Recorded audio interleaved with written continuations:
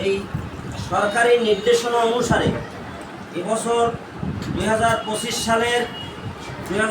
সালের যে আমাদের সরকারের নির্দেশনা আসছে, সেই নির্দেশনার আলোকে এই নির্দেশনা কপি ডাউনলোড করা হয়েছে। আমাদের প্রাথমিক স্তরের মূল্যায়ন নির্দেশিকা 2025, এই মূল্যায়ন নির্দেশিকায় 1-2-তে প্রাক প্রাথমিকে আনুষ্ঠানিক কোনো পরীক্ষা থাকবে না, তাদের ধারাবাহিক মূল্যায়ন থাকবে।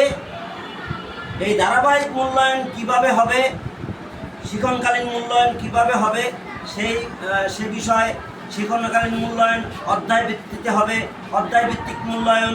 তারপর হচ্ছে গুচ্ছ মানে কয়েকটা অধ্যায় একসাথে এটা মূল্যায়ন। মাসিক মূল্যায়ন শীট তৈরি করতে হবে, সাপ্তাহিক মূল্যায়ন শীট তৈরি করতে হবে।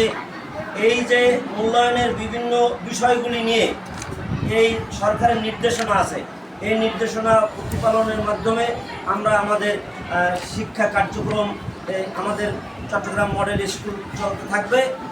আর সাথে সাথে যে পদ্ধতিতে ক্লাস 3 থেকে আনুষ্ঠানিক পরীক্ষা আছে, কত নাম্বারের এবং কত নাম্বার ধারাবাহিক সব কিছু সিলেবাস বা নির্দেশনা এখানে আছে।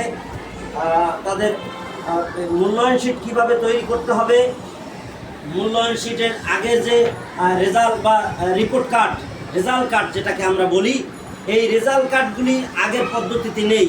আগে যে আমাদের রেজাল্ট কার্ড ছাপানো ছিল এটা চলবে না, আমরা নতুন রেজাল্ট কার্ড ছাপাইতে দিয়েছি, আপনারা সেগুলো পেয়েছেন। এই সরকারের নির্দেশনা অনুসারে যে রেজাল্ট কার্ডগুলো হবে তার নমুনা কপি এখানে দেওয়া আছে। এই নমুনা কপি মোতাবেক আমরা রেজাল্ট কার্ড তৈরি করেছি। সাথে সাথে এ বিষয়ে আমাদের আগামী কয়েকদিন পরে একটা শনিবারে আমাদের প্রশিক্ষণ হবে। আপনারা সবাই প্রশিক্ষণে উপস্থিত থাকবেন। ধন্যবাদ।